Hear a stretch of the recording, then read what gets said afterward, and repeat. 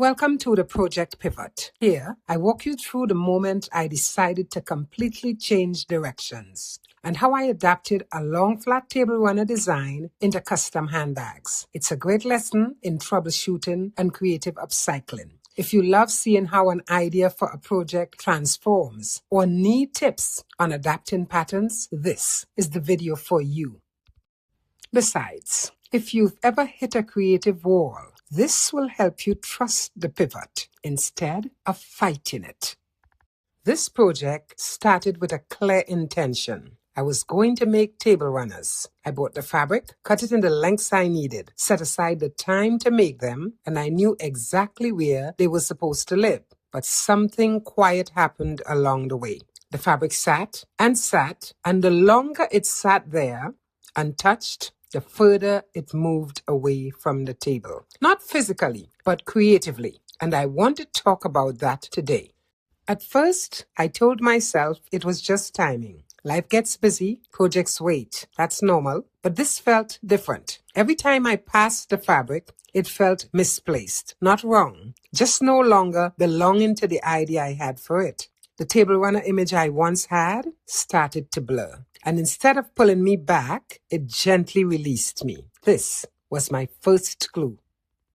It's when I stopped trying to force the original plan and asked a better question. Why doesn't this feel right anymore? I looked around my space at my home, at what surrounds me now. And what I saw? Soft pastels, gentle tones, light, quiet colors that rest instead of demanding attention. And suddenly it was obvious. These runners weren't wrong. They were just not in conversation with my space. Home echoes calm. At least mine does. And my visual language is pastels with punches of color. And this project was on the opposite end of that spectrum. Bold gold and warm brown. That realization mattered more than any sewing technique ever could. So I paused, not dramatically or with frustration, just a pause that said, let me look again. I picked up the fabric without an agenda, no table, no measurements, no outcome in mind. And when I did that, the idea of the table quietly let me go. I didn't decide to make a bag. The bag showed itself to me. The fabric was cut in narrow lengths. I noticed the weight of the fabric, how it held the structure instead of falling flat, how it wanted a different purpose. This fabric didn't want to rest across a table anymore. So I took cue. It wanted to move. And once I saw that, I couldn't unsee it. So I made the bags, some with embellishments, mixed with different fabrics, and one adorned with my used-to-be belt and a rhinestone button for good measure. I gifted a few of them, but the others I sold. Here's what's important. The fabric didn't change. My skill level didn't change. The time investment didn't change. Only the context did. The same material that felt out of place on a table suddenly made perfect sense as a handbag.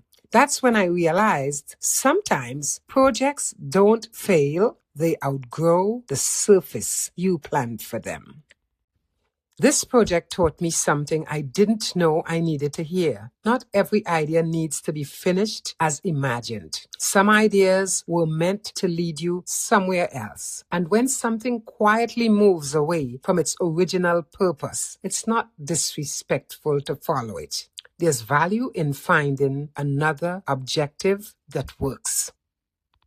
If you're sitting with a project that no longer feels right, maybe it's alignment. Look at where you are now, at what surrounds you, and look at who you've become since you first planned it. Creativity isn't rigid. It responds to our lives.